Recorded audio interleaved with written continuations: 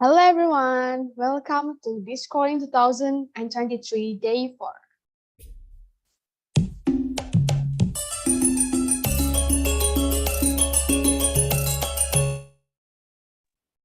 Hi everyone, nice to meet you here again on day 4. Since that everyone is attending this session and we are still waiting for participants to start the session.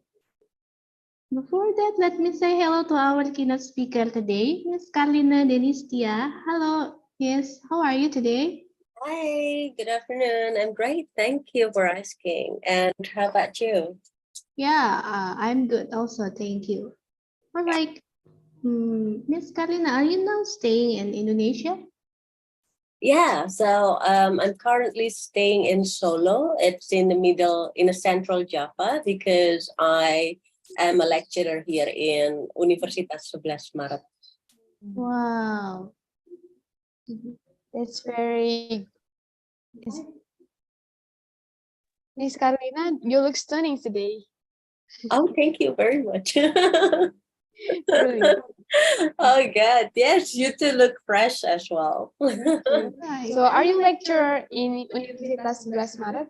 Yes, so I'm currently working at Universitas 11 Maret as the English department lecturer, one of the English department lecturer. And I pursued my PhD in Tübingen University, Germany, especially for the quantitative linguistics study. Yeah, I think if participants will know about you more, we will begin this course. Sure, looking forward to it. Can't wait. Yeah, sure. All right, Miss Carlina, so let me say hello to another participant while we are waiting to start our session. Oh, Cindy, I recognize there is a participant in here at day 4. There is Dr. Mian Bacha. Dr. Mian Bacha, are you here? Yes. Thank you very much for putting me online here. Yes, I'm here and I hear and listen each and every word of these experts with with intent and with seriousness. And actually, I am a professor in a university here in Pakistan, which is a distant, one of the distant and remotest university in my place. So I do keep keen interest actually in this in the webinar over here. So obviously I have studied linguistics and applied linguistics in my PhD, and I have also studied literature, and I'm also involved in some online courses. So I am I'm getting and learning a lot of technical things from these experts from across the globe. And I am trying to bring this thing to my university, and I'll try to help my students with different practical methodologies, especially to bring them to the Corpus linguistic, which is, which is a good field for research, and especially for languages there. So I do enjoy all these live sessions, and I am sitting in my personal room. Right. So nowadays we are off we are off from university, and the day before, the day after tomorrow, we might join our university there. So I'll keep in touch with you, great co-organizers. You have been doing a lot, and you have been doing things tremendously well. I really congratulate you on holding this seminar. I really appreciate it. Right. Thank you, Dr. Mianbacha. That's very impressive experience. And I thought that everyone here is also having good experience also. And it is always nice to learn about English, especially when it is about corpus linguistic, right? We know how the formation of the word and then the AI on the linguist itself. Also today we learned about something great, which is collocation. Right, since that we are going to start our session in a few more minutes, so let's us prepare it.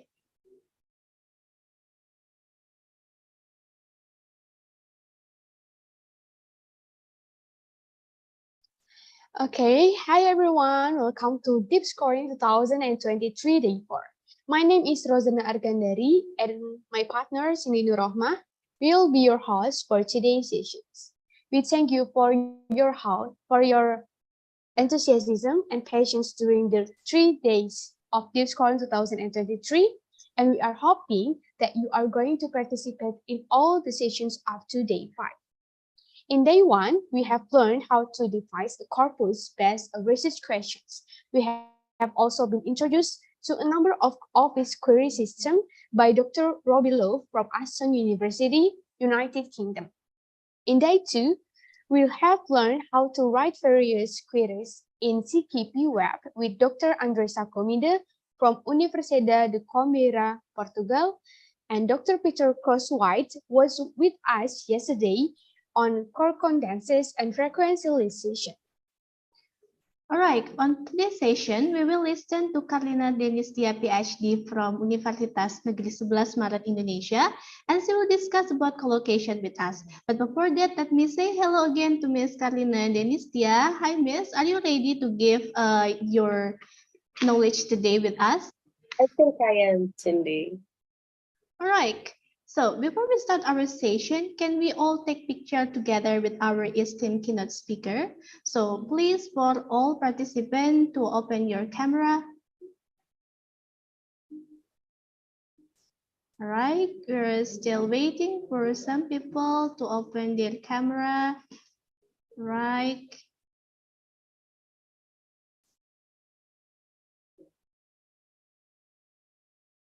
Okay.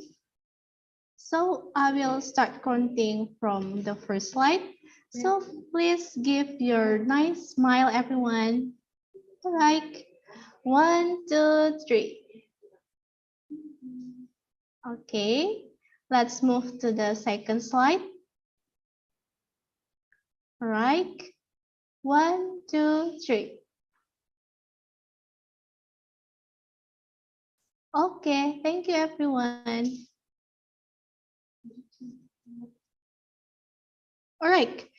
So thank you very much for everyone, and also for also Carlina Denistia, PhD. And then before the session, I want to read your CV as the first introduction, right? So here it is.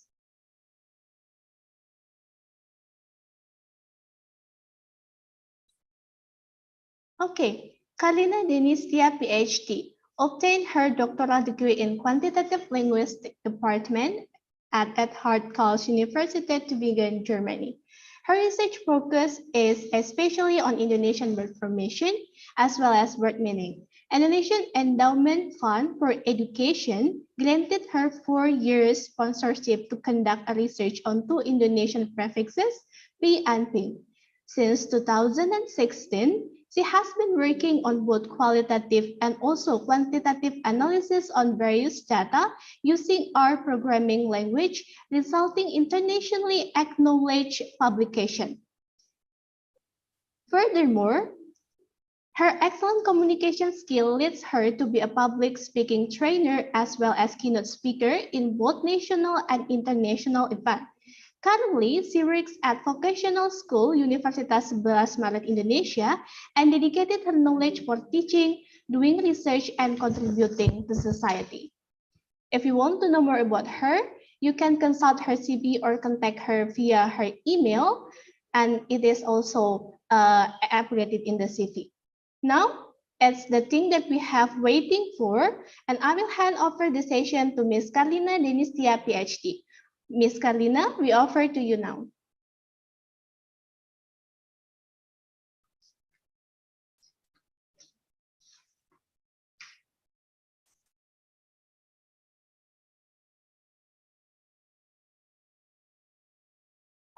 Sorry, I think you still Okay. get your speaker. Oh, yeah. Yeah, okay, thank you very much. So what you are seeing now is the full screen of my slide, right? Yeah.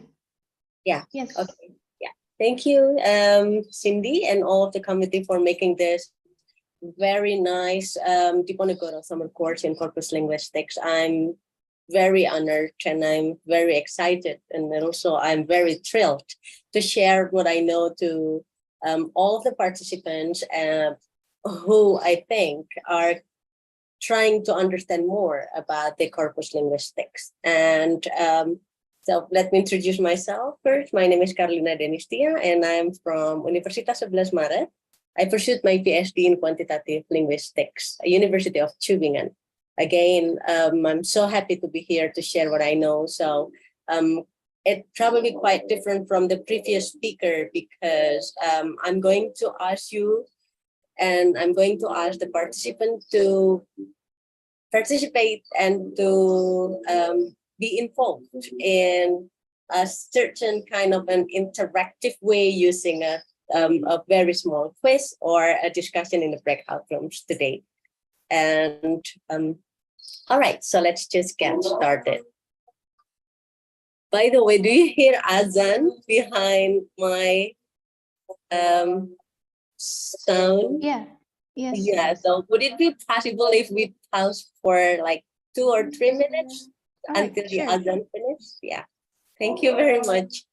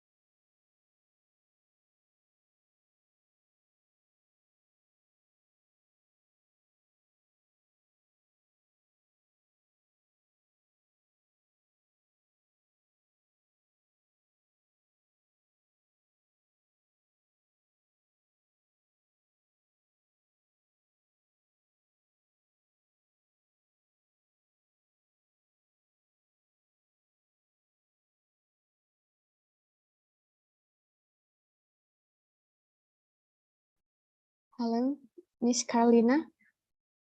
Am I audible? Sorry, I think there is a problem with your mic, Corpus. No, there is no problem with my mic, but the Azan and the praying call is still ongoing. That's it, miss.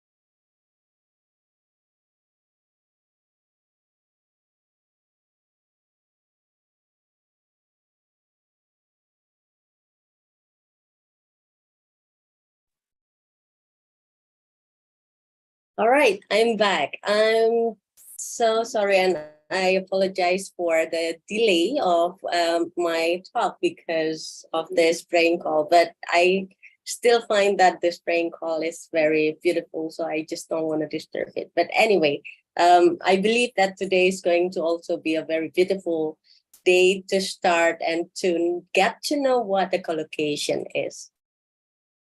Here are what I'm going to deliver today. I will start with a general idea about word association and collocation, and then I would like to continue to the practical level on how we can use collocation to do linguistic research in a very simple way, not yet in a very complex and complicated way, but at least you are going to get the general idea on how to use collocation in a linguistic analysis.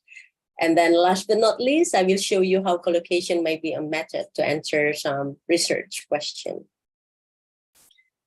Well, as the background knowledge, I think it is important for us to understand the concept of what word association and collocation is. So basically, word and concept can have different meanings, right? Because word contains emotion, it contains a certain attributes and connotation. It could be positive connotation, it could be negative connotation for each person.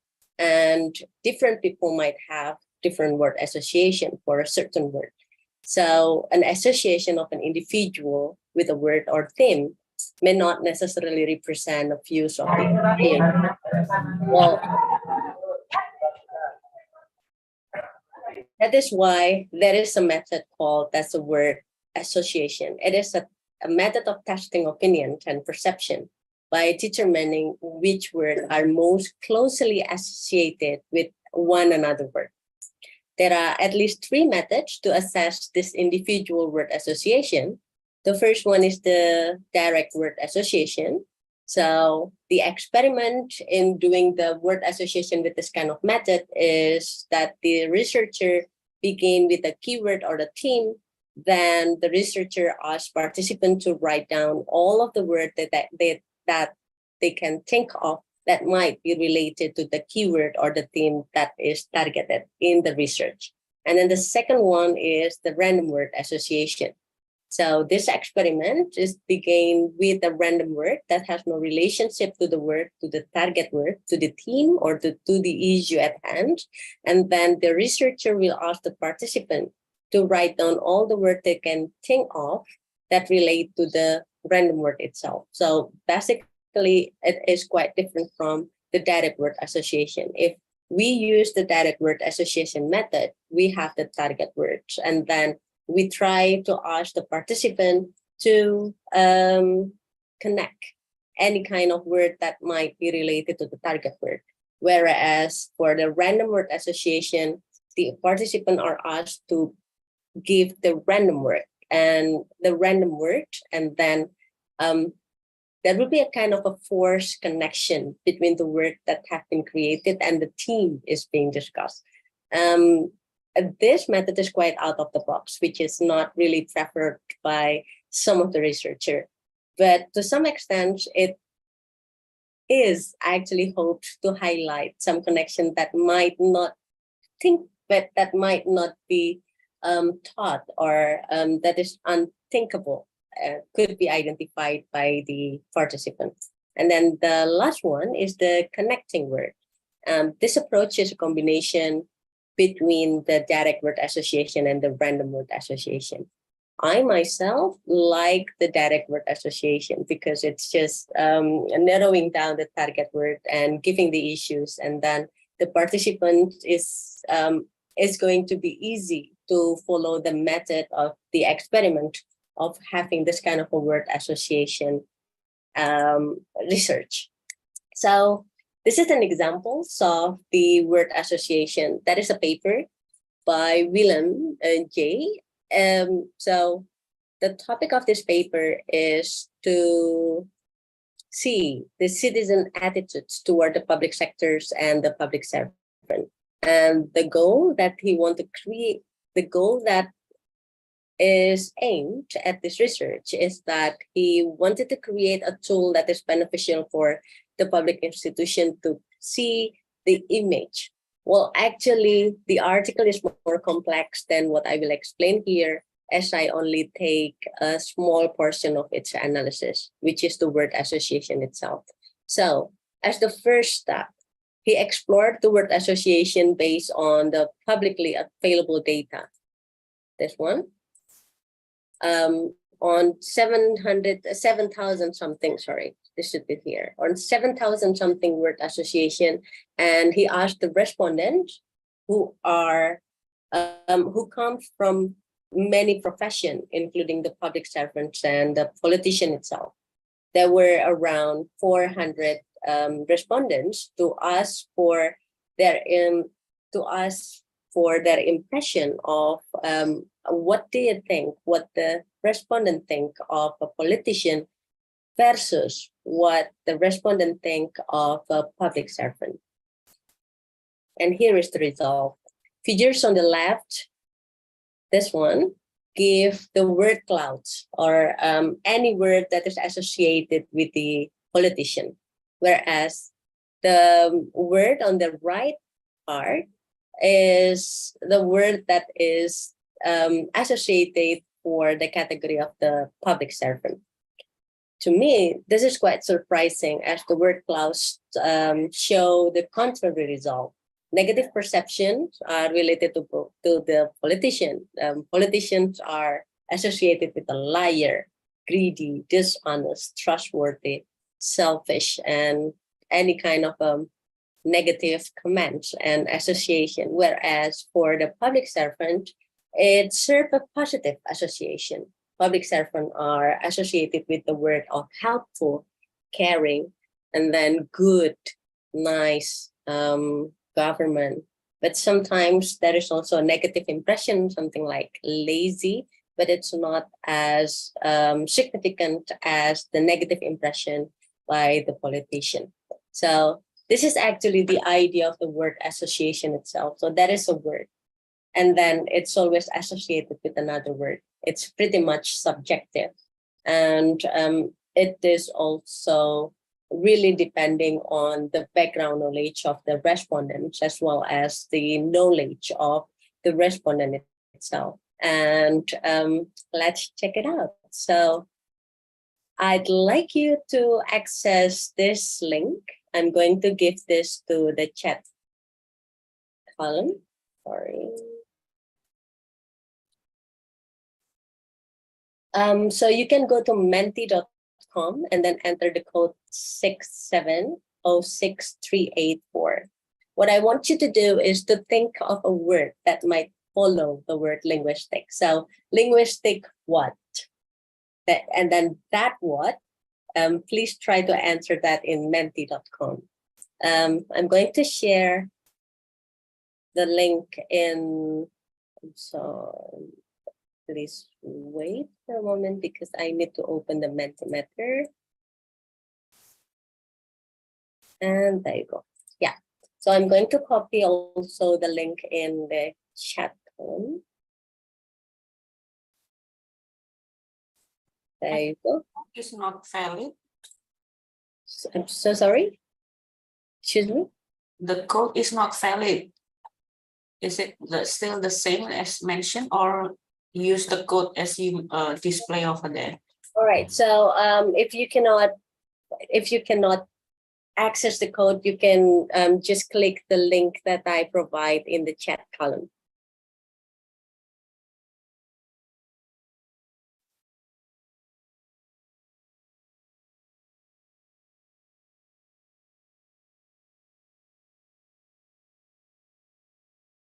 While waiting for the response of this Mentimeter, there is a question from Ume Salma. How do you know the words are associated? I see such word clouds, but I do not understand how do they are associated. So for Ume, thank you for the question. What I was explaining was a paper conducted by a researcher, and what they want to see is the perception and the association between the word politician and the public servant. So they used a kind of a word association method, and they made a questionnaire. Yeah, they made a questionnaire consisting of like more than 30 question, and they collect the answer. They put it they make it as a corpus, and they make a word cloud something like this. So the way how they try to understand the impression of the politician and also the public servant is by using how many frequency of the word liar, for instance, coming up in the answer corpus. So they're making a kind of a corpus itself using the answers of the questionnaire. And it turns out that the word clouds actually brings up the impression of the respondents toward two professions, politician and also the public servant. I hope that answers your question, or do you need some more explanation, Umar?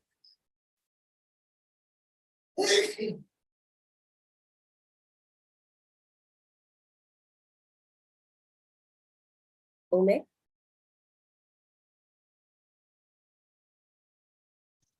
Okay, are you asking me? Okay, so yeah, I am still trying to understand actually. Yeah. How does it work? Okay, let's move forward then. If Okay. we have, but I can understand how can we sign up into menti.com, because the link you have given is not getting us in. It's Yeah, not getting us in. that's what I'm wondering as well. I mean, I'm copying the Mentimeter, but someone says, Sigfrida says that it's closed already. You can't join and can only giving thumb, and that's pretty weird. So please allow me to close this, and let's just restart this once more. Okay. So I'm going to represent this.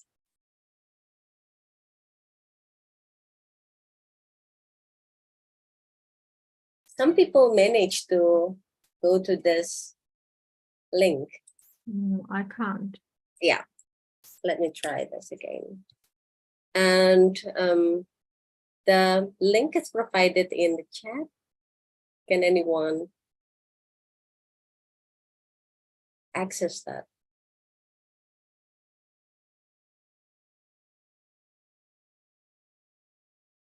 How about now? Yeah, I can see a word, a cup of dash. A cup of, yes. Okay, Yeah. thank you. Yeah, but right. So we are now here actually. So I'm going to use another question, because we are now discussing, think of a word that might follow the word linguistic. And you should be able to still use the same link, or aren't you? Or can't you? Yes, you can. Nice. Good. So that's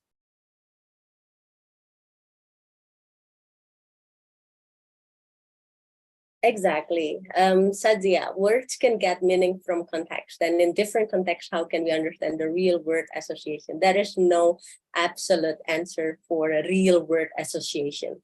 That is why after this, I'm going to explain more on how a word association, or in my material, it is a collocation, it's so relative, but corpus might be helpful in finding out and understanding the word association itself.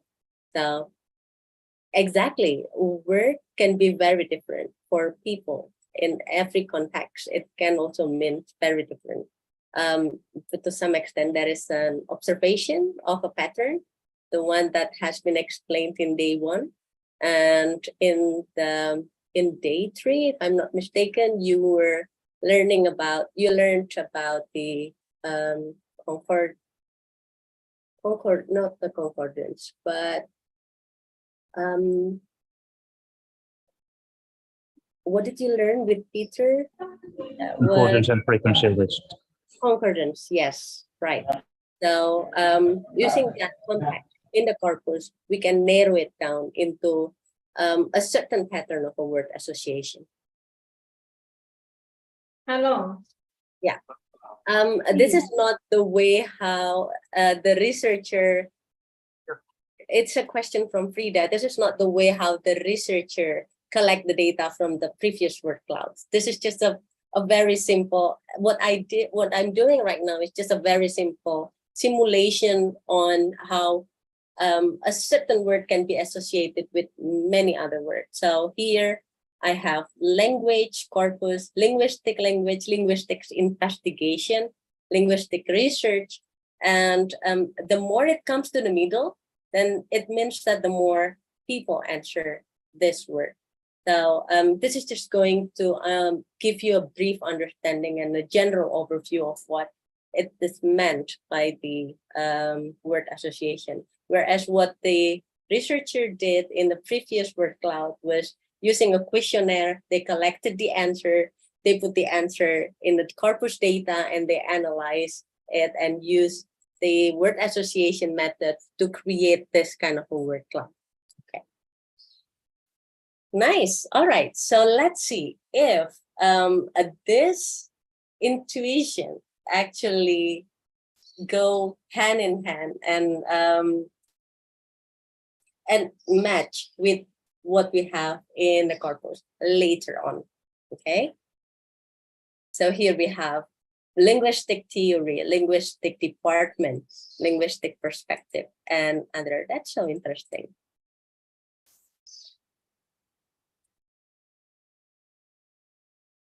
So coming back to my slides. Yeah. After we understand in general, of course, about what word association is, then I'm going to introduce you a new term that is called as a collocation. So as we know that overall word association is quite subjective, and then it is a relative as well. Well, actually word association and collocation are quite close, but not perfectly close, because of the difference in relevant resources and the characteristic of the lexical semantics relation. So among the measures of collocation, there are some statistics behind that. And I'm going to give you also some explanation about this statistic and the collocation itself. So what is actually said to be a collocation? A collocation is actually a co-occurrence relationship between two words. So if one word is more likely to occur in the presence of other than elsewhere, those words are said to collocate with one another. In other words, collocates actually are words that is more likely to occur one another in the present software. It could be right collocation if that words occur more likely to occur in the right side of the target word. It could be left collocation if that word is more likely to occur in the presence of the other word from the left type one. Let's say, for example, if I have this construction, a cup of what? What do you have in mind? A cup of what? You can write that in a cup of tea. What else? A cup of what? Coffee. I think I saw that in Mentimeter. Here, a cup of coffee, a cup of tea, a cup of chocolate, a cup of thought. That's pretty much interesting. A cup of love. Oh, this must be coming from the literature department. A cup of love. I'm giving you a cup of love. No, I want a jar of love. No. All right. So there is a certain tendency for a word to co-occur together. And that is actually the principle of linguistics. And if we have the word Batman, and usually people will come up with Batman and who?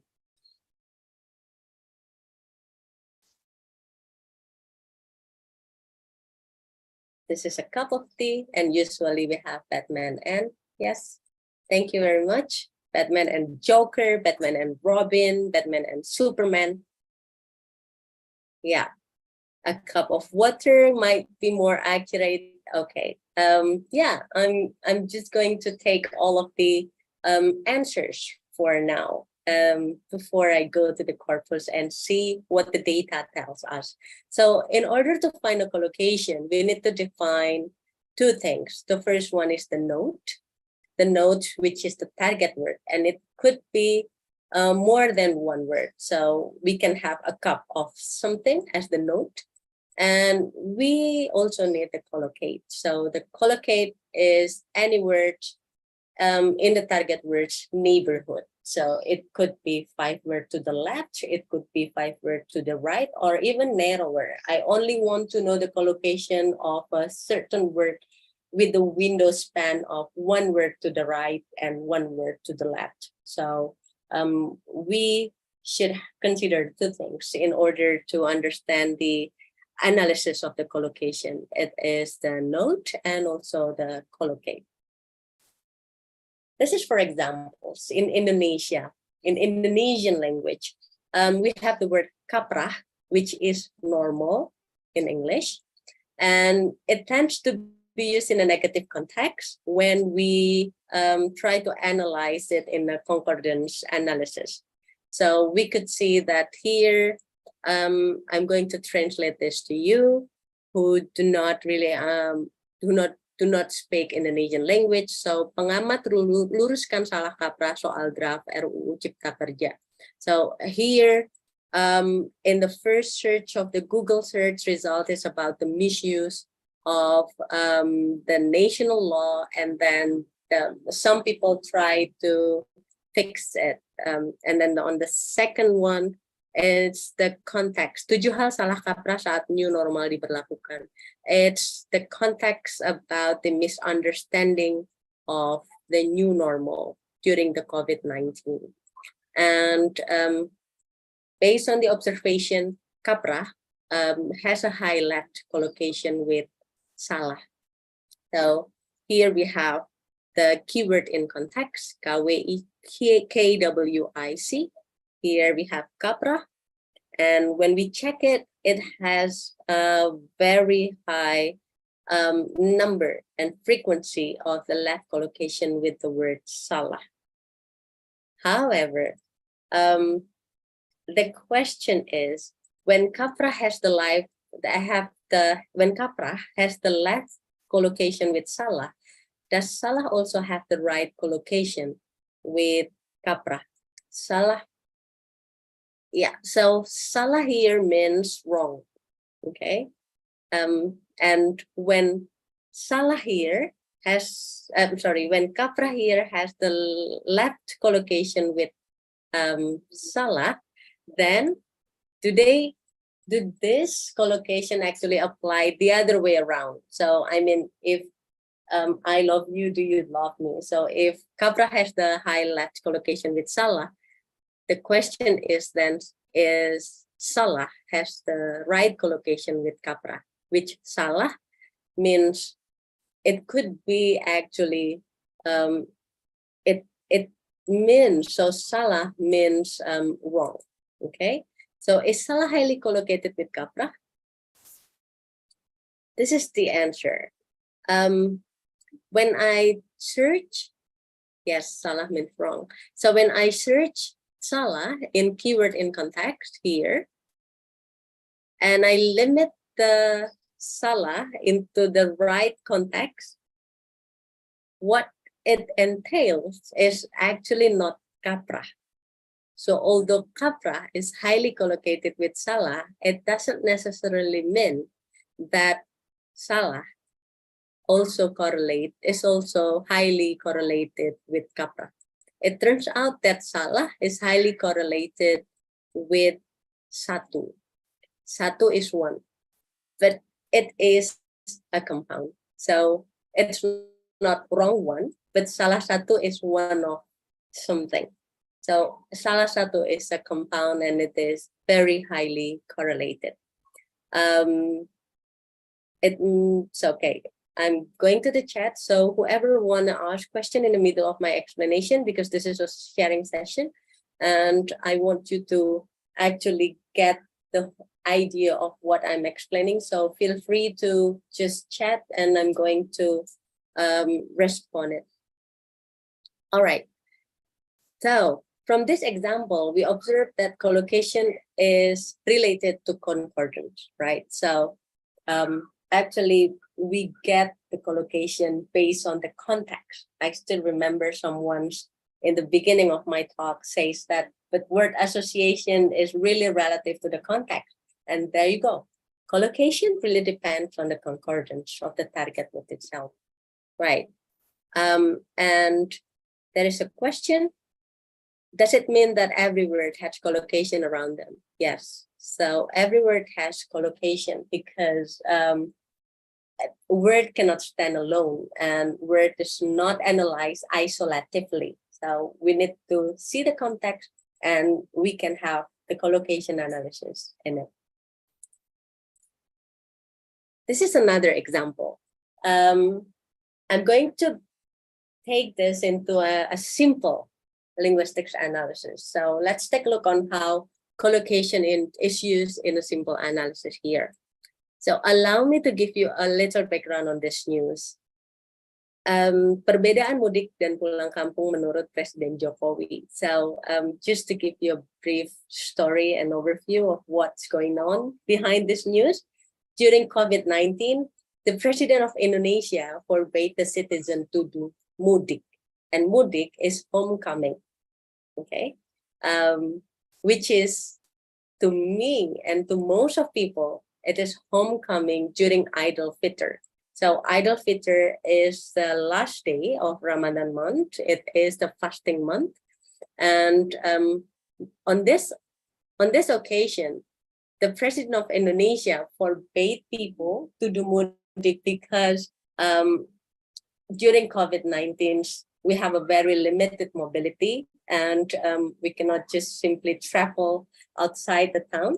Whereas homecoming is for every citizen who work outside their hometown, and during Idul Fitr, they want to go back to their hometown to see their family and their relatives and to be together again with their family in this special occasion of the celebration of the end of Ramadan, right?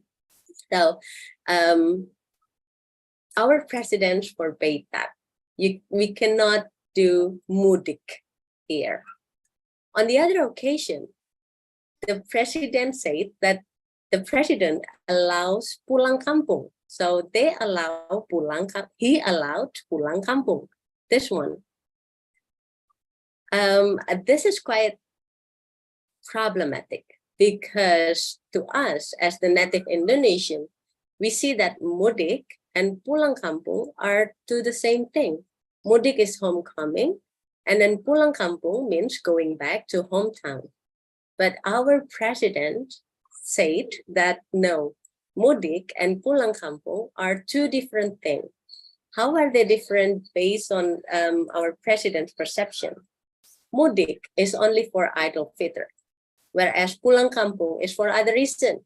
If, for example, you go, you work in a certain town, then you got fired, then you go back to your hometown for there is no reason to stay in the place where you're working because you've been fired.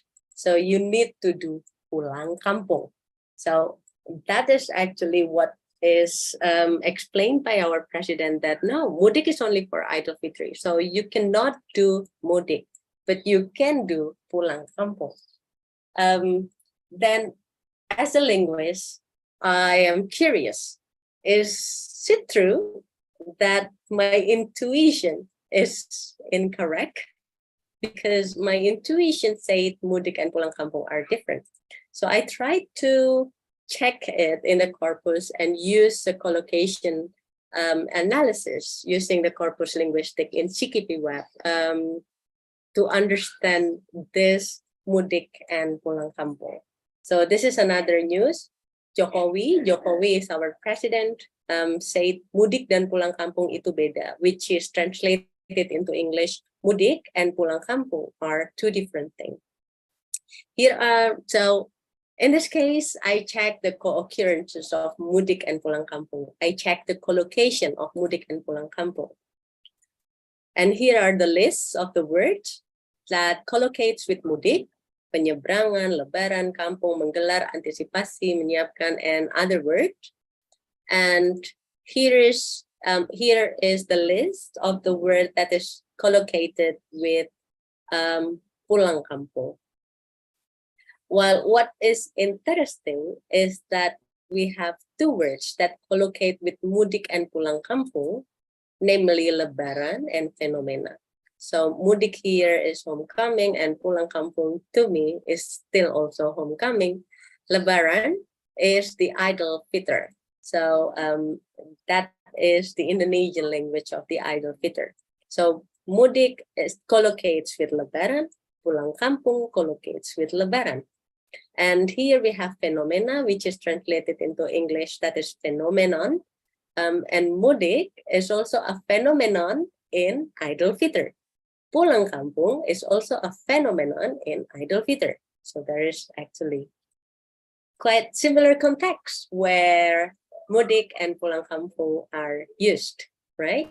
Furthermore, in mudik, we have kampung here, whereas in pulang kampung, we have mudik here.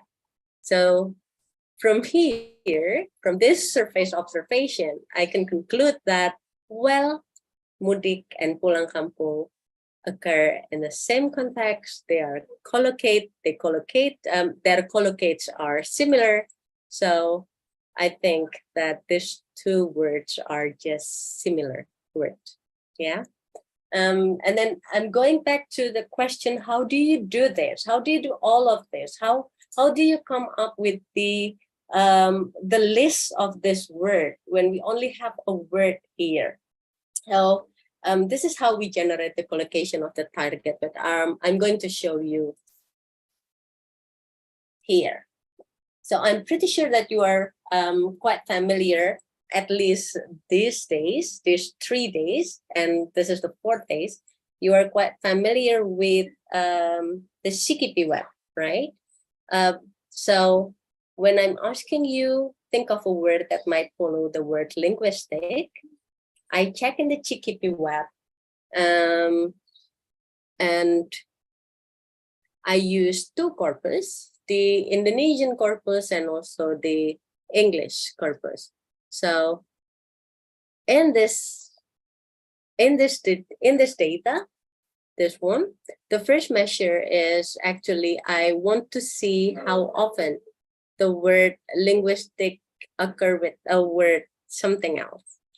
So I need to set the collocation into 1 to the right with the window span of 5.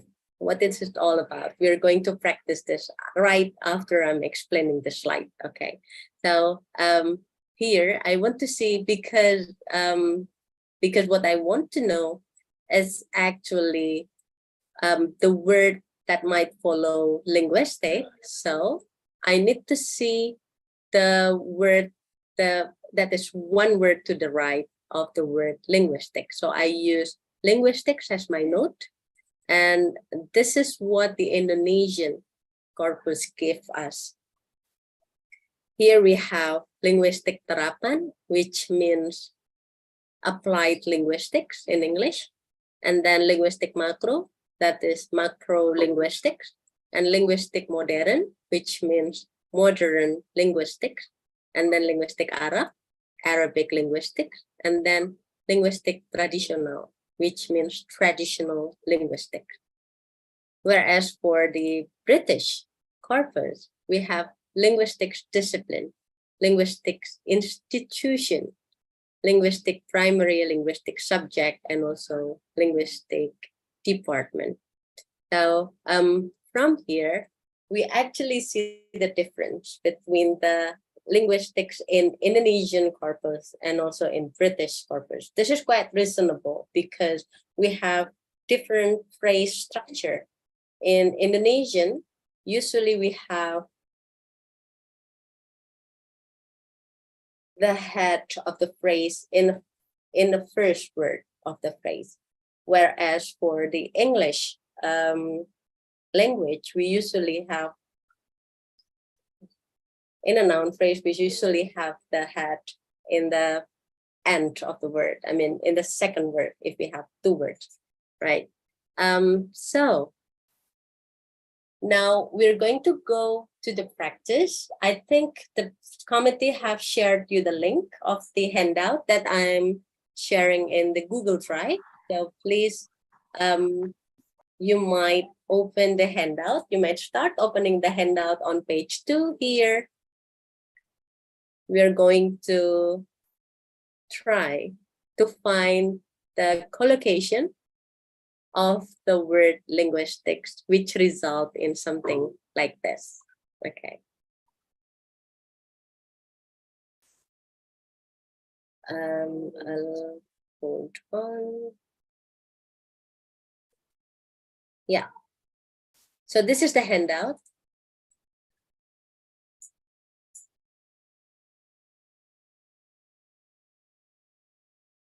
Yeah. And in the second page, there is a step-by-step way to conduct and to set up a collocation of a certain note or a target word. So we're going to do this step by step.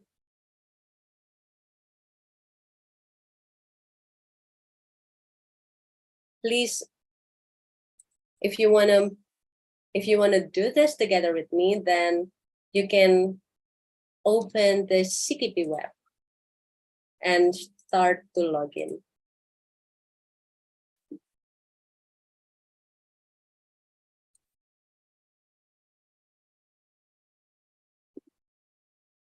Yeah. So what I'm going to do is to split the screen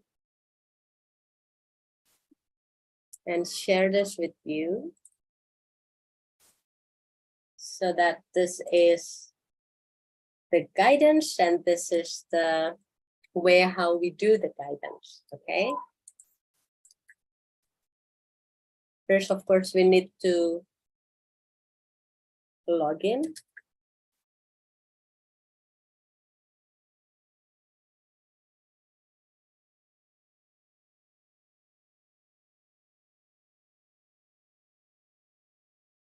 And I believe that you have learned in the query system query system materials 2 days ago, if I'm not mistaken, that we can choose our preferred corpus that we use, right? So here I use British National Corpus XML edition. and it's going to give us pink background.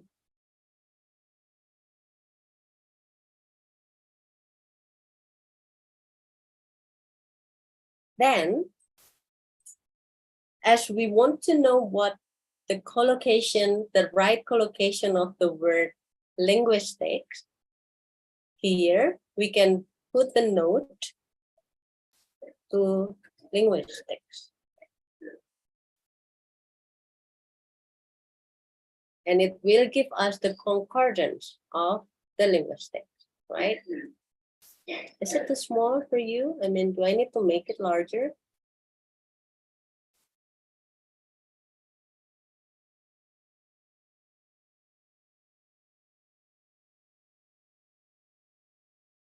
Yeah.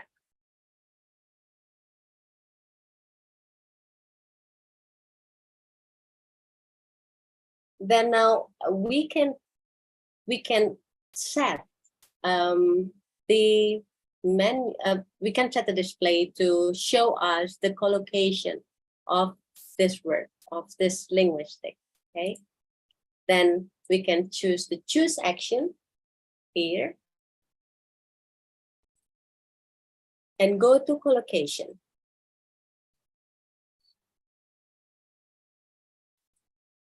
When we click this, we need to check whether we want to include annotation or not. I usually exclude annotation, and I usually exclude the post tag as well. But if you want to include that, it doesn't matter. It won't influence anything in our practice today. So this is the maximum window span that we can have. What is the window span? Window span is the neighborhood word that we want to set, whether we want to see five words to the right and 5 words to the left, or if we set this into 4, then we want to see 4 words to the right and 4 words to the left. Or if you want to see the broader context of a word, then we can set this into 10. And the determination of the number of this maximum window span will influence the result of the collocation. I usually set to the 5 words to the left and 5 words to the right, because that's the most common way how to view collocation. And we can click the view collocation over here, and it's going to give us all of the word that collocates with the word linguistics. It could be phonetics, social, computational, linguistics, and many more. Okay. But then what we want to know is only the one word that follows linguistics. That is why we need to control the collocation. And the collocation control is displayed at the top of the page here.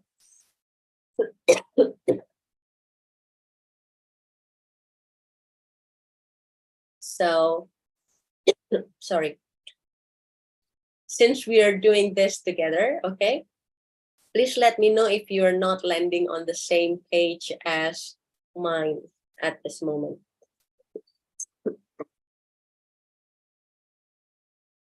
And please remind me if I'm going too fast. Okay, so. Okay, good.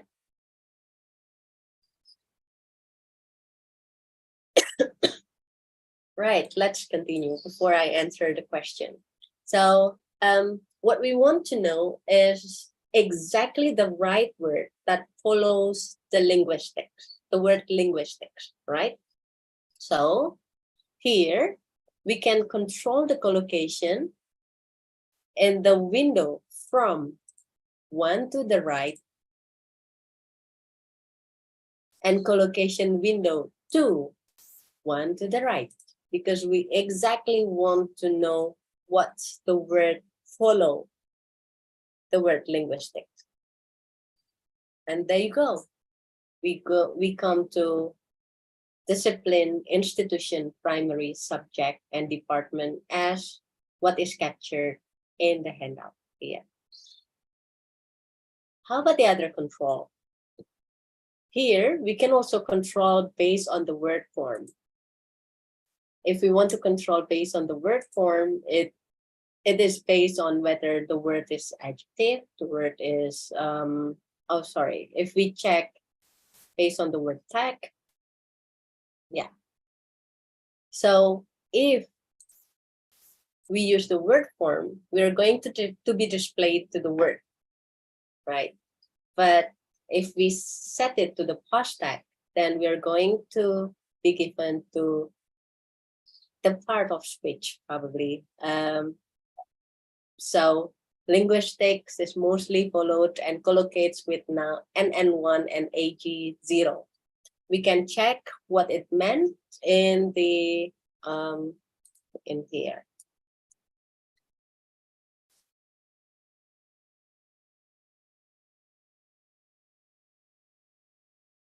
In the menu of C5 text set. So here we have AG0. AJ0 means adjective unmarked. So usually linguistic is followed by adjective or followed by noun. What form is more readable? Okay. And how about the statistic? I'm going to display the presentation after this about the statistic, so we can just hold it up for a moment. And collocation window from and collocation window to. This will give you the collocation of the window span from the word linguistics. For instance, if I want to know one word before linguistics, it means that I need to set the collocation window from 1 to the left and 1 to the right. And it comes to the word computational linguistics, descriptive linguistics, applied linguistics, structural linguistics. And if I want to know wider, what I can also set 5 to the right. No, it doesn't make sense. Yeah. So usually linguistics only have like, how about 3 to the right? It still doesn't. It's to the left, not right. Oh yeah. Yeah. So Right. 5 to the left, 1 to the 5 left. to the left. Exactly. Yeah. Thank you very much. And 5 to the right. Yeah. So from 5 to the left and then 5 to the right, then we go to the broader collocation of the word linguistics. So here we have phonetics and many other collocation of the word linguistic. Interestingly, we do not find institution is down below here in number 38 when we expand the window span from 1 to 5. And this is for the correct note and collocates at least. So in a corpus, we can also set how many frequency of the collocation that we want to see. So the minimum frequency of the collocation is 1, I suppose. Yes. It means that whatever word that collocates with the word linguistics, although it appears and occurs only 1 in the corpus, this CKP web will display it as a result. Okay, so this one is 1 as well. Then it will going to give us more matches. This, because I limit the minimum. So although the collocation only appears 1 and occurs 1, it doesn't matter to me. I want to know everything that collocates with linguistic. So give me it. And there you go. It even gives a range of a number, which is not really good. to me. Okay, and this one, we can also filter the result by something, by the tagging. For instance, I want to know the adjective, then it will give us only the adjective. And for the choose action, we can download the result and we can go back to the query result and we can have the new query. Okay, I hope that explains then. Right. I will go to the question.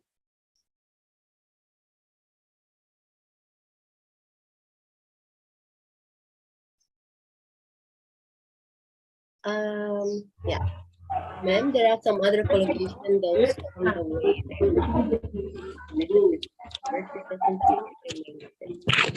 Perfect. Iya Pak, Here, nyetingnya bendera kan Pak? Hah? Nyetingnya Right. bendera di tengahnya di mana? Di sini. okay, so it's a question from Muhammad Arham. There are actually words that is highly collocate. Yes. For instance, heavy traffic. Let's check whether heavy traffic is actually have a high collocation. If we have traffic, then we set choose action, collocation with the window span of 5. Heavy traffic. So I need to know the collocation of the word 1 to the left.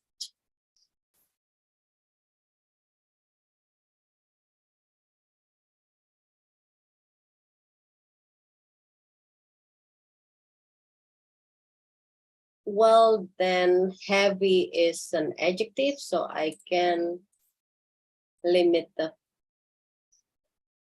result to the adjective only.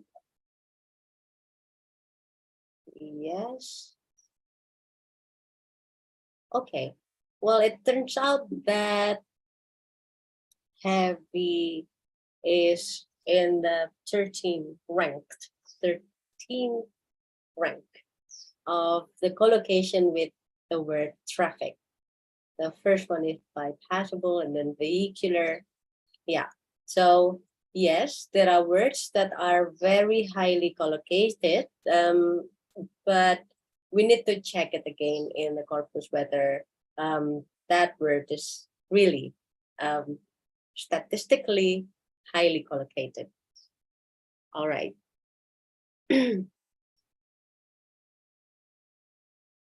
I need to know how we can specify some words in a text, or for example, if I would like to search for a culture specific word, that this is done manually. Well, I think this will go to the query materials instead of a collocation one.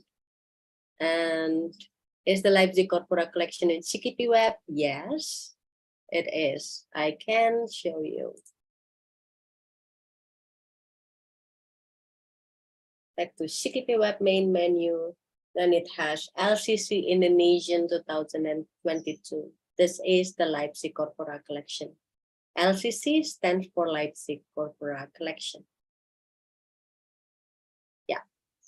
And for asthma, I think we have some restricted action on the website.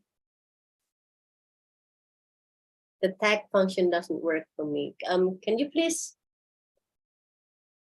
show me how it is in your screen, Asma?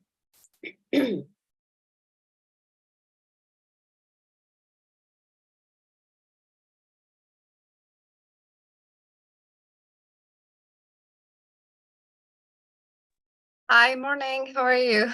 Thank you. So I Oh. think because of the user nature, I think because we don't have an official account on the website, that's why. So it appears for me, but it doesn't work, the tag action. So The tag. next, Which tag? Well, can you do a share screen? Can yes, I will. Okay. So can you see my screen?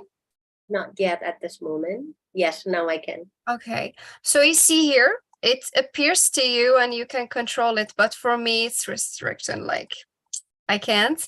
And here as well, so for the part of There is no speech, tag. yeah, I think because of the user nature, I think, because we don't have like full access to Right. the website. Yeah, Well, yeah, I cannot answer this, but it's okay. You know, it's okay. yeah, because this is Very something much. that I do not find in my in my Kalau sekarang kalau nggak ada Zoom nggak harus Yeah, it's okay. Thank you very much. You're doing a great job. Yeah. Thank you. No worries. Yeah, okay. All right. So there is a nice question from from who? Which ratio is more reliable? Yeah, from Intan. It is the log likelihood, log dice, or MI score. Okay, so this is what I'm going to continue then. This one. So in a statistic, you see that there are some options for the statistical measurement of the collocation. There are MI3, which is not stands for which doesn't stand for Mission Impossible 3. No, the Z score, MI stand for mutual information, by the way. So it is mutual information. Z score, T score, log likelihood, log ratio filtered. Which one is more reliable? Which one that I need to use in order to understand the collocation between one words with another words? Okay, so here are that I can explain about the statistics of the collocation. So I usually use log likelihood or T-score. You can use which one, it doesn't really matter. But what I want to share is that the log likelihood and T-score actually shows the significance score. In other words, if there is a word that collocate with one another, the probability is significant or less significant. So the higher the number of log likelihood and T-score, then the higher the probability of a value is not an incident. Yeah.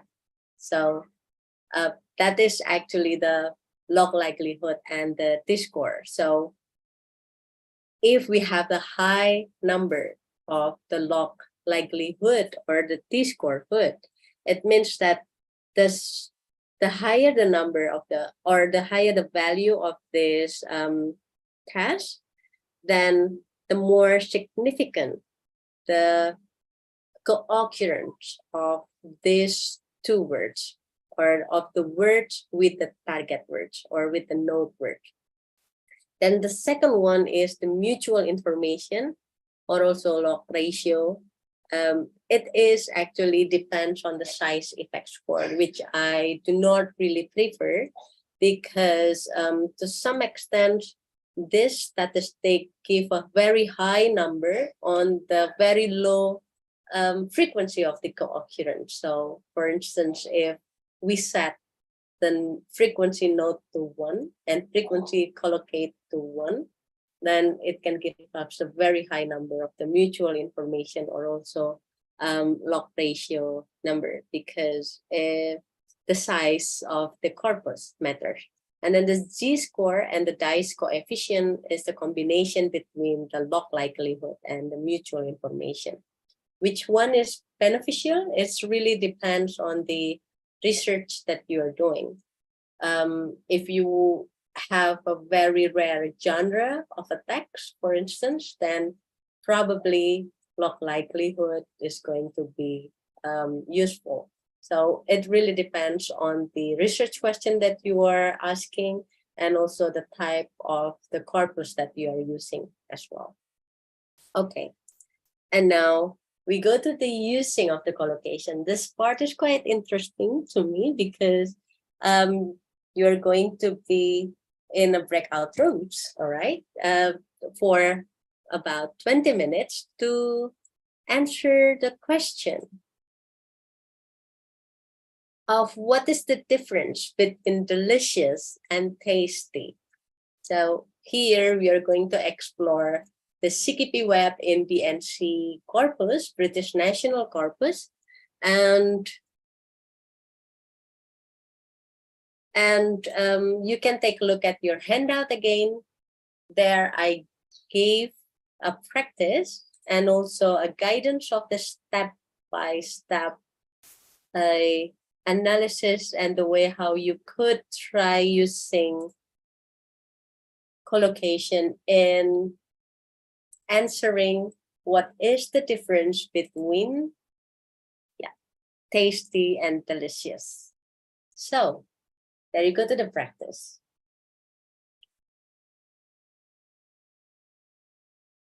I'm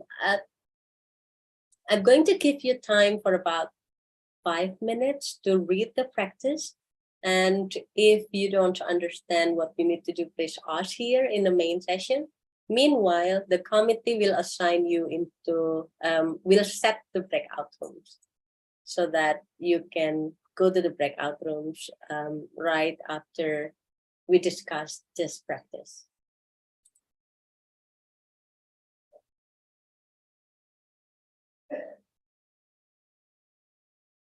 Okay, you can read.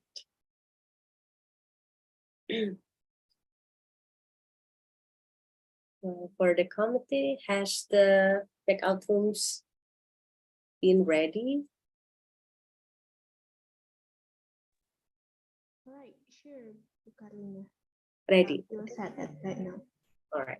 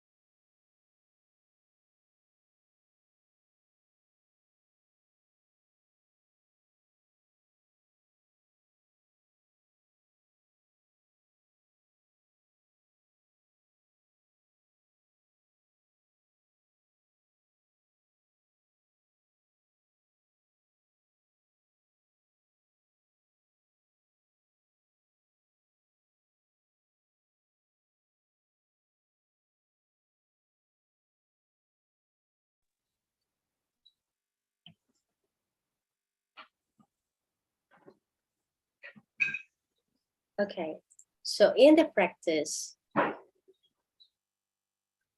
later on in the breakout rooms, you're going to be assigned in a group of 6 or 7 people here, right? And then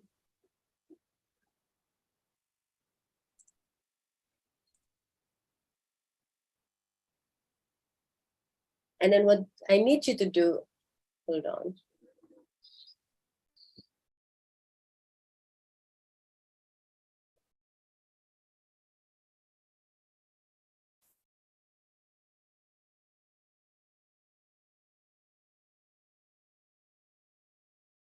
And then what I need you to do in the breakout rooms is, I'm sorry, the PowerPoint is not working, but I'm going to reshare this again. Okay, now it works, good. So now we will look at the collocation function to differentiate the word delicious and tasty.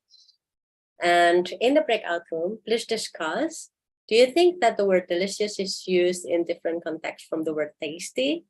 And can you think of a particular words which co-occur with either of them, with tasty and with the word delicious?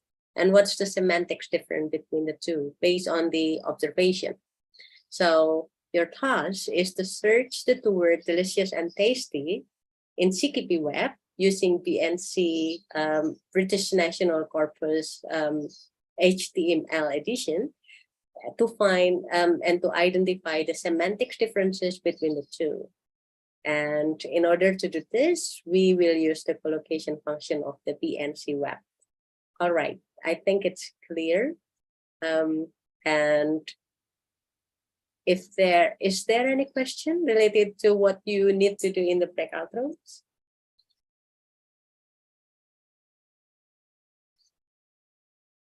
If no, then the committee can start split the participant into the breakout rooms. Have fun with the discussion. We are going to see here again in the main session in the next 20 minutes. So yeah, around 4:30. Yeah. I'm sorry, Miss. Mhm. I think that when you are giving the instruction is several people already enter the breakout room. So All right. Okay. Yeah. maybe for everyone who have not accept the invitation breakout room, please accept it.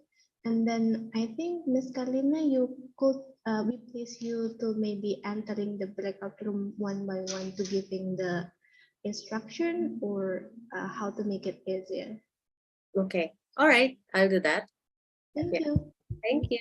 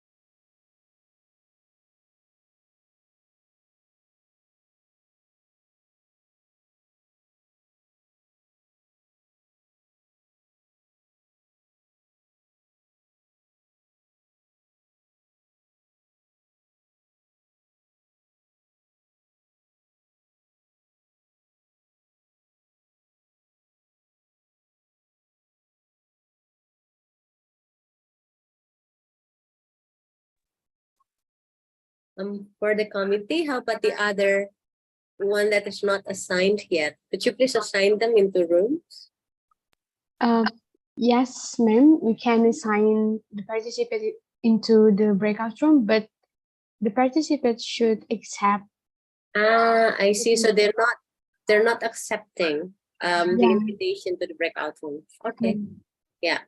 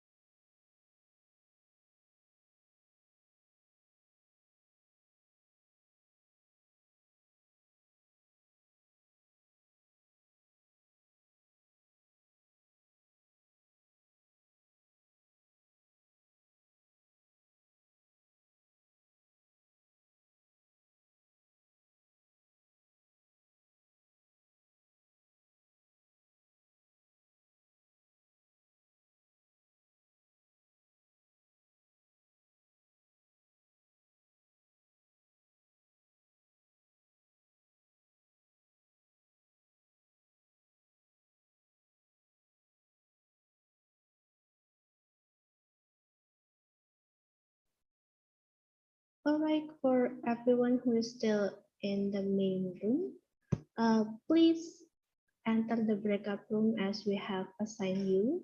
But if you have not received the invitation from us, please let us know. Excuse me, Miss Cindy. Yes. I have joined my breakout room at breakout room 9, but it seems there are only 2 participants, me and the other one. But she said she had a problem with her speaker. Meanwhile, I need a discussion.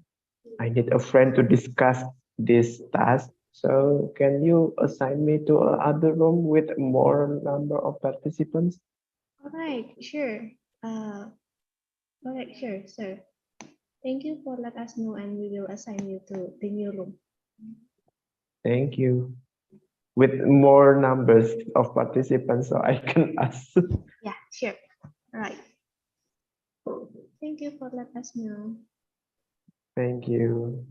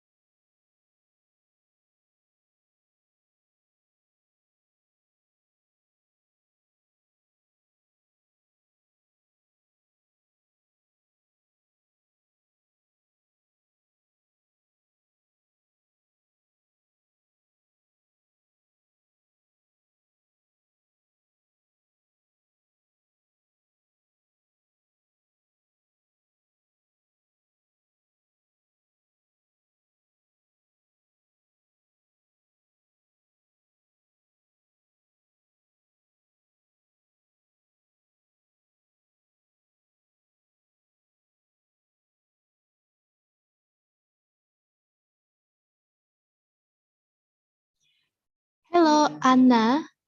Can you hear me? Yes. All right. Have you accepted the invitation to enter the breakout room? Yes, we worked on the task. All I right. think we have results. So Oh, so that's you why back to the main room. that's why we return to the main room. Yes. Okay, cool. Thank you for confirming.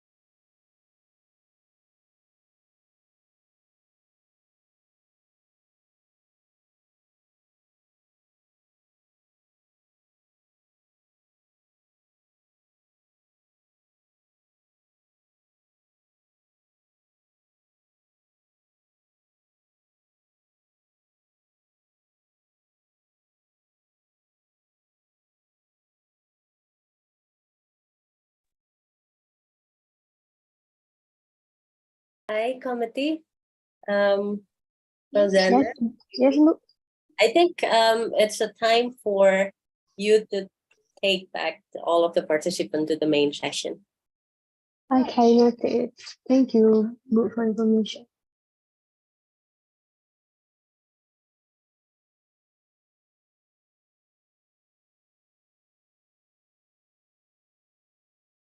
Bu, the backcraft room will be closed in 1 minute. So wait a moment, please.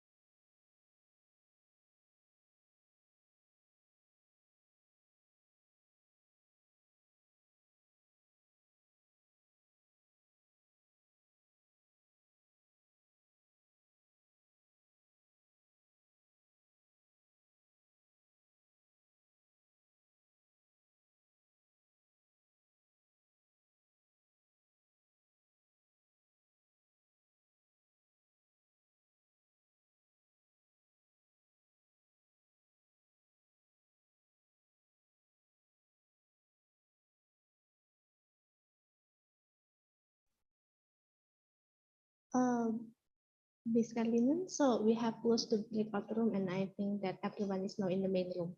Thank you very much. All right, so welcome back. I'm so happy and I'm so glad to see some of the rooms has a very interactive and lively discussion.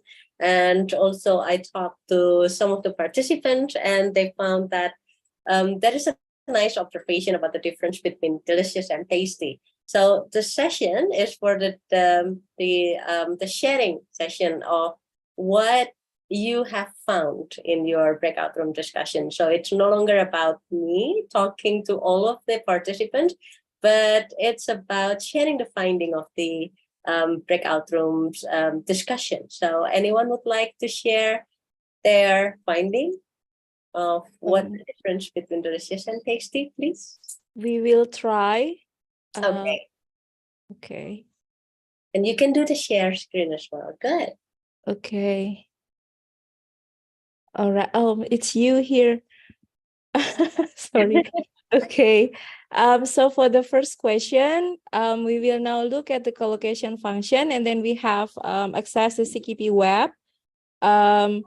We follow the instruction that we got from the handout, and then we found this, that the word delicious is related or associated to foods, beverages, but we also find desires, gestures, and drugs, because there are some association to delicious ecstasy, and then delicious delicious fascination of suicide. So then we decided to make a table, because some of the collocations or some of the word association, we consider it to be metaphorical.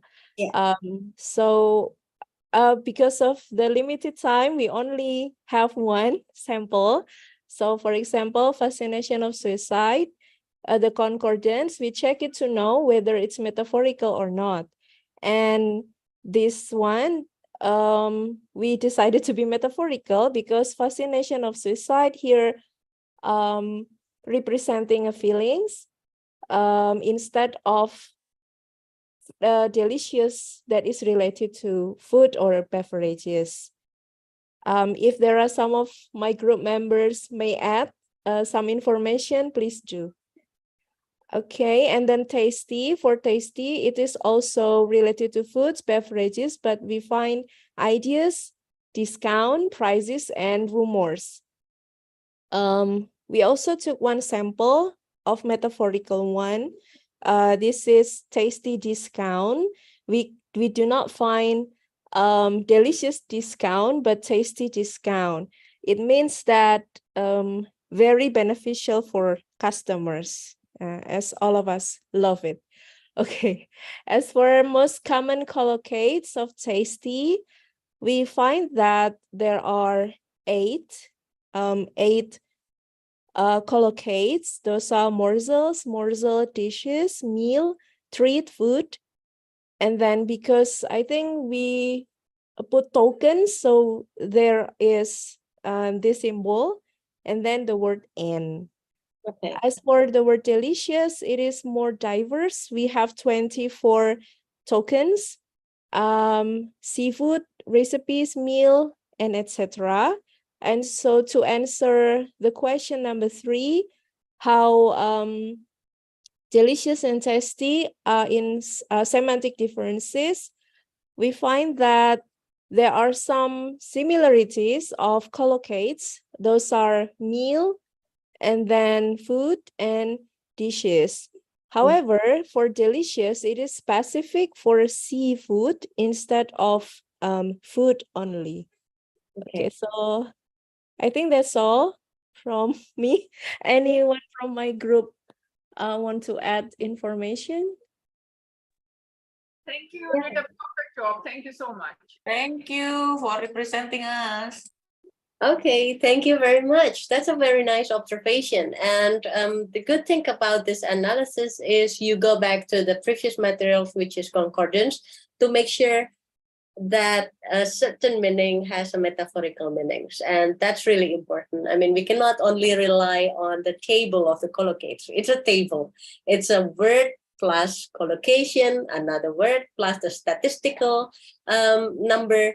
But we need also to look at the context, which is checking the concordance itself.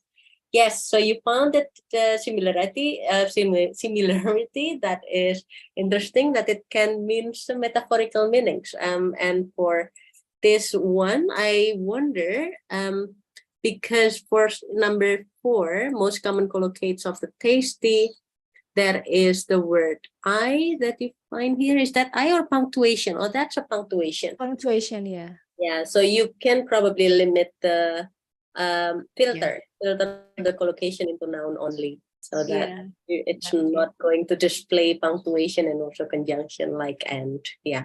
Yeah. All right. Okay. Thank you very much, Miss. Okay, thank you, Miss Yeah. Karina. Yes. Any other person or group or room that would like to share their finding? One more presentation from the other group probably would be interesting. Anyone?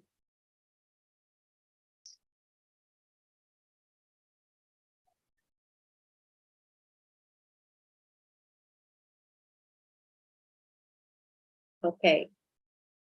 So if not, then hold on. I'm going to see. So my observation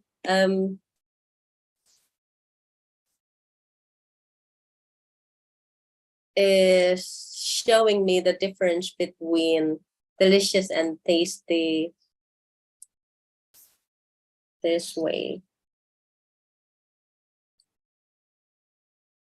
Well, actually, someone is finding that observation as well. So if we see delicious, and we check the collocation,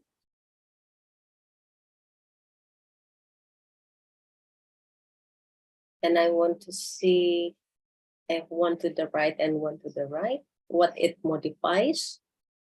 Delicious something. And I only want to know the noun. No, there is no noun.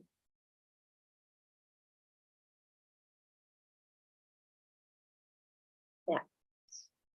And I want to see I want to use the log likelihood. Okay. So it comes to delicious meal, delicious food, delicious smell. And there is also delicious sensation, delicious flavor, delicious combination, delicious cream, and delicious monster. I don't know who. delicious monster. Yes. Hello. Yeah, I want to share something. Yeah, we noticed that monster and sensation has like a negative maybe collocation or meaning to the word associated with the, you know, related to food. So we looked into this and we think that this relate to maybe a club name. It could be football or it could be rugby, you know, name like called monster. And for the sensation is related to feeling. So something like feeling, related to feeling. So this is what we find out when we looked into the context of these two, because they were like negative collocations, because the other ones are associated with food. However, these two were not associated to food. So I don't know if we can call them negative collocations in this case or not. Okay. Well, what I would rather say is that, hold on, I'm going to compare this with the word tasty with an identical setting. So, and one, and I use lock. What did I use here? Lock likelihood.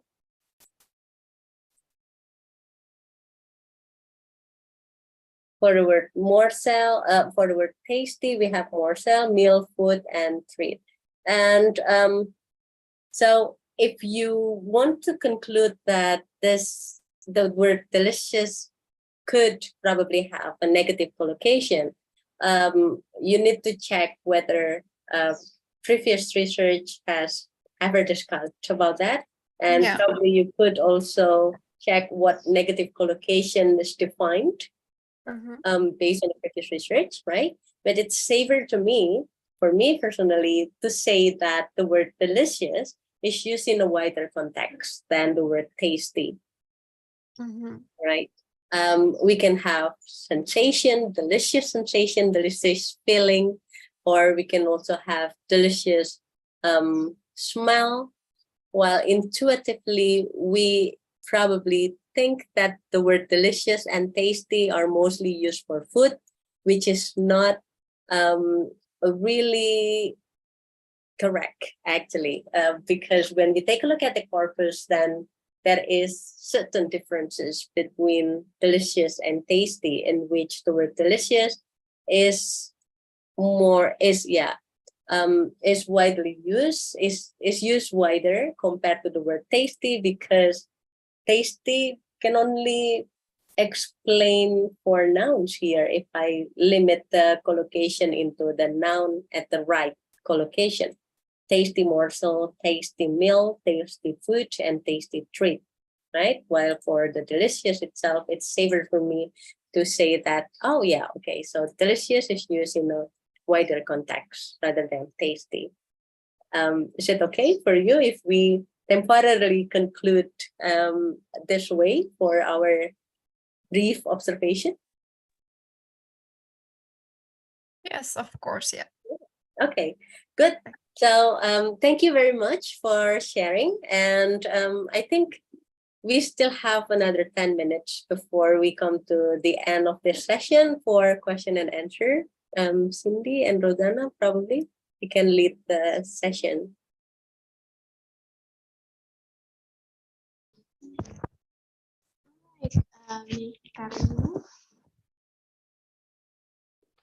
Well, thank you for your sharing with us today.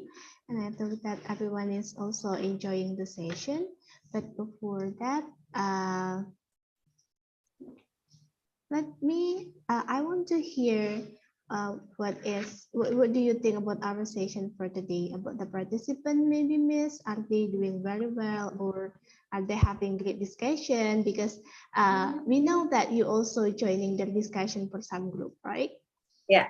I love this session. Thank you very much for holding up with me for this 2 hours. I know it's not a short time, but I feel that there is a positive enthusiasm, not a positive collocation, but positive enthusiasm from some of the participants that they are reading the handout, they are doing the practice, they are doing the discussion.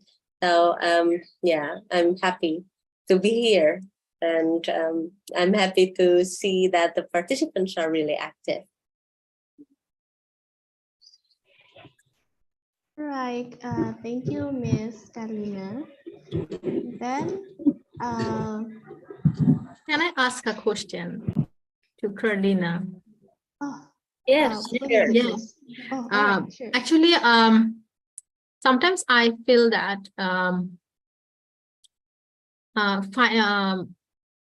finding collocations or concordance are helpful, but sometimes it's hard to move from the results to analysis. Okay. Do you get my point? Yeah. So how can I fill up this gap? Yeah, right. So I'm asking this question because you see, I research basically post-colonial literature. So these books are actually really very big books. I have very big corpus. So I didn't upload my corpus yet, but when I did some primary tasks, then I felt that sometimes it's hard to move from the statistical findings or collocations or sentence structure and then move to a very rich analysis of the research question. Yeah. So, well, that's a very thoughtful question. And Yeah. experience as well. Yeah. Well, to me, collocation, concordance, corpus linguistic is a method. So, well, it really depends on the research question. Usually, based on my experience, what I usually do is I decide the topic. I find which one is interesting for me to analyze. And then I decide the method, whether collocation and concordance might be helpful or not. For instance, so you are studying post-colonial literature, is that right? Yeah. And what text are you working on? Is that a novel or a drama script? These are novels. That's a novel. For instance, you want to see women perception toward gender perception, cultural relationship. That's really or faith and migration. okay. Yes. So, for instance, you want to see a gender perception toward what? Toward something. Toward gender perception to find the rights of women or the right or cultural perception about gender. Okay, so social perception about gender, for instance, all right? And then you try to have the note as a target word for gender of male gender and female gender, all of the pronoun for male gender and female gender. You try to make it into a target word. For instance, he, him, and his versus she, her, and hers, for instance. And then you use the method of concordance and collocation to see how these three pronouns are described differently. Maybe this is just an idea, right? Okay. Of course, you still need to see the context line by line, but that's how we get the feeling of our data. And to go from the data to the analysis, of course, we need to see and find a nice observation, a pattern. For instance, you want to see how an adjective will describe he versus she, or a noun might describe a he versus she, or a metaphorical language to describe he versus she, for instance. And there you can use the concordance analysis. But when you want to know what activity is done by he or she is, or what adverb is done with she and he, is there any difference between them? Probably collocation plus concordance might be helpful in seeing the data to be analyzed. I hope that answer your curiosity. Yeah. I think that's a very good example you have shown. Thank you very much for that. I will try it this way then. Yeah. Glad that it helps. Yeah, okay. Glad that it helps. Very nice question. Okay. Yes, Thanks very much. you're most welcome. I think someone is raising her hand as well. Asma, if I'm not mistaken. Yes, Yeah. thank you. So we were talking about like negative and positive. I know that keywords, we can say this about keywords. So can you tell us a little bit about how can we identify this as a positive keyword or a negative keyword in, corpus results? Yeah. Well, there is a list of negative emotion and positive emotion in a certain research. I forgot, but that's there is a list of English positive emotion and English negative emotion in a psychological research paper, I suppose, Asma. So you can just use that list to analyze your data. Perfect. Great. Yeah. Thank you very much for the great and practical session today. It was amazing. Thank you very much. Thank you very much also for your participation. All right. Okay, so there is another question in the chat column. Is it possible to find different collocation if we use different corpus, right? Yes. So how to determine the right corpus that we should use? It really depends on the need of your research. For instance, I want to analyze the Indonesian language of a certain prefix. And there are two corpus that I can use. The first corpus is Leipzig Corpora collection that gather the data from Wikipedia, website, and from any online sources, versus the second corpus, which come from a novel, for instance. Then I would rather go to Leipzig Corpora collection instead of novel, because Leipzig Corpora collection has a bigger size and it has a more general text and also context of the use of a certain prefix. So which corpus is better? That really depends on your research question. And does CKP Web has Japanese corpus? Well, I cannot answer this. Probably Mas Pri can answer this. Are you here, Trihantoro? Yes, I'm here. Yeah. At present, CKP Web does not have any Japanese corpus, but maybe in a few months there will be a Japanese corpus, because one of my master's students are devising a corpus whose content is Japanese, but it is obtained. The data is obtained from learners of Japanese. So Japanese is not their first language, so I assume this will be useful for those who want to study the accuracy of Japanese used by students who are not native. So that's what I can say for now. But if you're interested in Japanese corpus, you can browse using this keyword, Ninjal, Ninggal. So this is a Japanese corpus devised by Language Institute of Japan. So this is an official body under the Ministry of Education in Japan. So like it's the same like Badan Bahasa in Indonesia.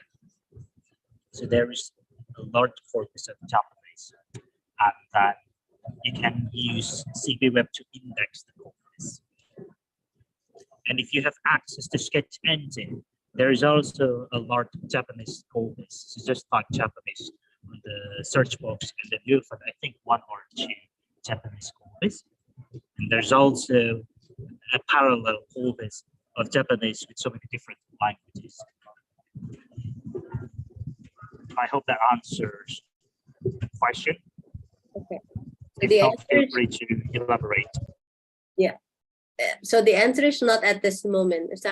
Am I right? Yes, indeed. It's not present at the moment. Okay. All right. And then last question probably, because time is ticking. Close to 5 o'clock. Can we use statistic to indicate association effect in meaning creation? With example, please. I don't think I get what you meant with meaning creation. Could you please explain more, Yusrea Al-Shari.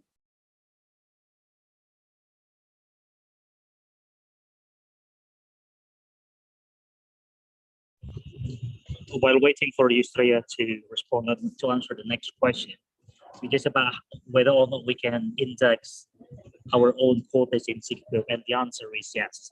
I demonstrated how to do that in the second day of deep schooling. So please check your deep schooling folder, open the recording for the second day, and then you can see how to index your own corpus. Otherwise, you can go to YouTube, type Indonesia Corpus Lab. There's a bunch of tutorials and find how to install your corpus using SQL.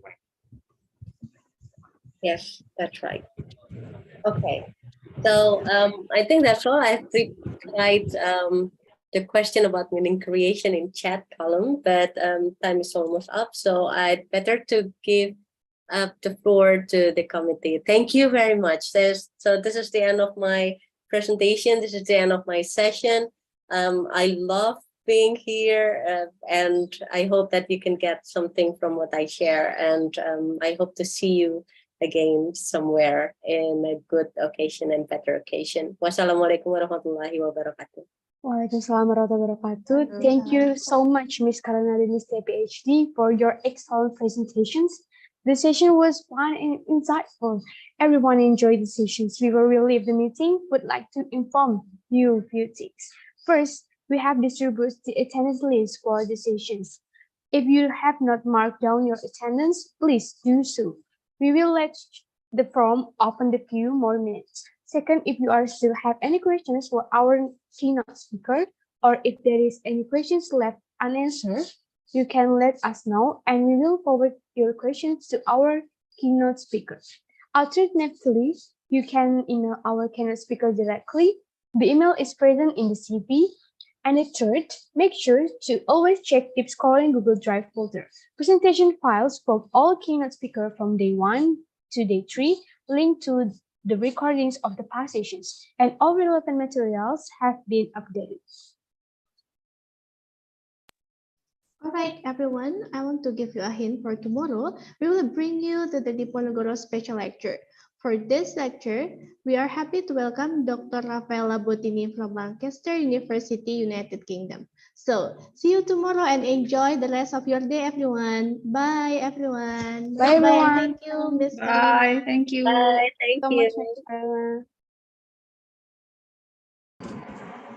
Goodbye, Intan Pradita. See you tomorrow. Goodbye, everyone.